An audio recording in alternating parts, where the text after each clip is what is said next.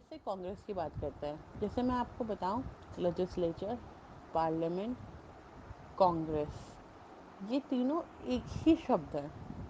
کہیں پہ legislature use ہوتا ہے، کہیں پہ پارلیمنٹ اور کہیں پہ کانگریس.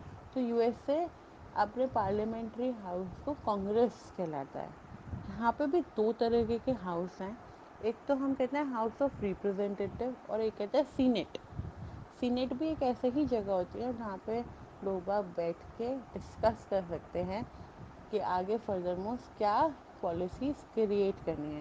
جیسے ہمارے یہاں اپر ہاؤس راجیہ سبھا ہے، یو کے میں upper house house of Lords ہے، ایسے ہی یو ایس اے کا جو اپر ہاؤس ہے اسے سینٹ کہتے ہیں. اور جیسے ہمارے یہاں کا لوور ہاؤس لوک سبھا ہے، یو کے کا lower house house of common, house of people ہے، ایسے ہی ان کا بھی یو ایس اے کا بھی جو کانگریس کا ہے اس کا جو لوور ہاؤس ہے وہ ہاؤس آف ریپرزینٹیٹیو ہے، اسے ہاؤس آف پیپل بھی کہا جاتا ہے. سو یہاں پہ جو ہے اگر ہم بات کریں ہاؤس آف ریپرزینٹیٹیو کی، تو اس میں جو ٹوٹل نمبر آف ممبرس ہوتے ہیں وہ 435 ہونے چاہیے، جبکہ جو سینٹ ہے اس میں کیول 100 ممبرس ہوتے ہیں. یہاں پہ کیا ہے، جو پیپل ہیں، آپ اس کو نام سے دیکھو ہاؤس آف پیپل تینوں ہی جگہ، اگر ہم انڈیا کی بات کریں، یو کے کی بات کریں، یو ایس اے کی بات کریں، تو تینوں ہی لوور ہاؤسز میں جو ممبرس الیکٹ ہو کر آ رہے ہیں وہ ڈائریکٹلی الیکٹڈ بائی پیپل آ رہے ہیں، یعنی کہ لوگوں کے دوارا چنے گئے آ رہے ہیں. اور جبکہ جو تینوں ہی اپر ہاؤسز ہیں، Rajya Sabha, house of lord یا سینٹ کی بات کریں، تو اس کے اندر جو ممبرس ہیں وہ پرماننٹ ممبرس ہیں، وہ ان کے اپنے ہی دوارا چنے گئے ممبر ہیں.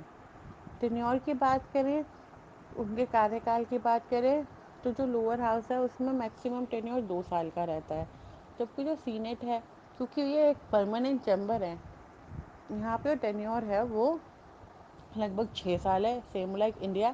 اور یہاں پہ بھی دیکھا گیا ہے کہ جو 1/3 اس کی ممبر ہے وہ تقریباً 2 سالوں میں ریٹائر ہو جاتے ہیں. تو it is same like India. Legislature کی پاور اور فنکشنز دیکھتے ہیں اسٹوڈنٹس، یہ ہم نے کئی بار پڑھا ہے لیکن let us brush up again.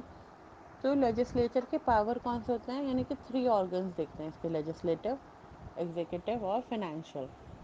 تو جو لیجسلیٹو ہے وہ کیا کرے گی، لا بنائے گی، لا کو ماڈیفائی کر سکتی ہے، لا کو ڈیلیٹ کر سکتی ہے. اس لا کو بنانے کے لیے جو بل آیا ہے، یعنی کہ ایک طریقے کا فارم آیا ہے، ایک پیپر آیا ہے جس کے اوپر لکھا ہوا ہے کہ کیسے کیسے لا بننا ہے، کیا لا بنے گا، اس کو ریجیکٹ بھی کر سکتی ہے.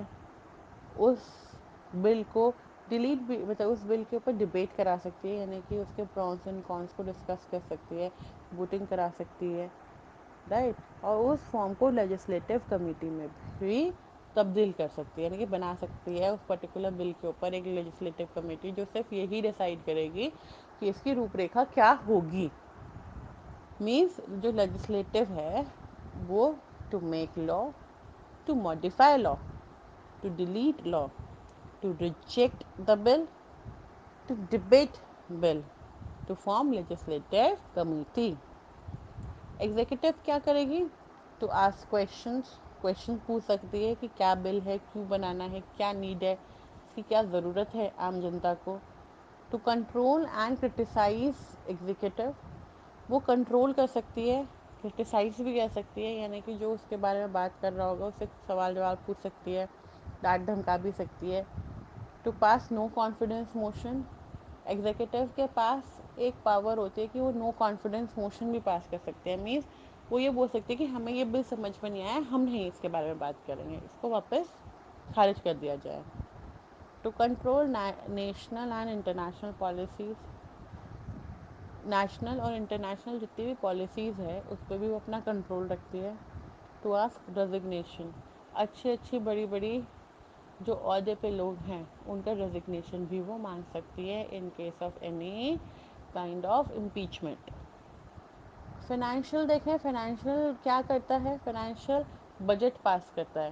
آپ نے دیکھا ہوگا کہ بجٹ سطر چل رہا ہوتا ہے، اس کے اندر یہ ڈیسائیڈ کیا جاتا ہے کون سی چیز کتنی مہنگی ہو گئی ہے، کون سی چیز کتنی سستی ہو گئی ہے. تو یہ کون سا ڈپارٹمنٹ کرتا ہے، یہ فائنینشیل ڈپارٹمنٹ کرتا ہے.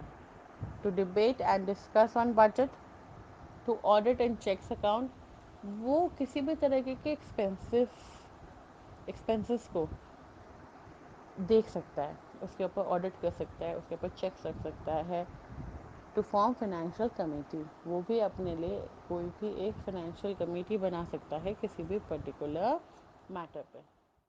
Late us talk about the judicial and diplomatic. تو اگر جوڈیشل فنکشن کی بات کریں تو سب کو پتہ ہے کہ لیجسلیچر کیا کرتا ہے.